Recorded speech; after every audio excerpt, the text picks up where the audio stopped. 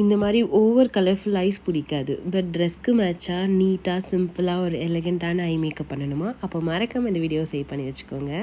First step, ஒரு lightest shade concealer ஐலிட்ஸ்க்கு மேலே அப்ளை பண்ணிவிட்டு light brown eye shadow apply பண்ணிக்கணும். Next dark brown eye shadow outer கார்னரில் மட்டும் அப்ளை பண்ணிக்கணும். இங்கே நம்ம பிளாக் காஜல் ஆர் ஐலைனர் எதுவும் யூஸ் பண்ண போகிறது இல்லை. So instead of that deep brown eye shadow தான் thin angular or pencil brush வச்சு அப்ளை பண்ண போகிறோம்.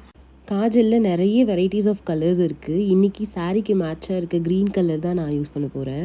இந்த க்ரீன் காஜலை லேஷ் லைனுக்கு மேலே மட்டும் அப்ளை பண்ணணும். ஒன் மோர் இம்பார்ட்டன்ட் டிப், இந்த மாதிரி நம்ம ஐ மேக்கப் பண்ணும்போது நம்மளோட தம் ஃபிங்கரை வச்சு ஸ்ட்ரெச் பண்ணி பண்ணும்போது அவுட்புட் ரொம்ப நல்லா வரும். இந்த ஐ மேக்கப்பில் நான் ஷிம்மர்ஸ் ஆர் கிளிட்டர்ஸ் எதுவுமே யூஸ் பண்ணவே இல்லை.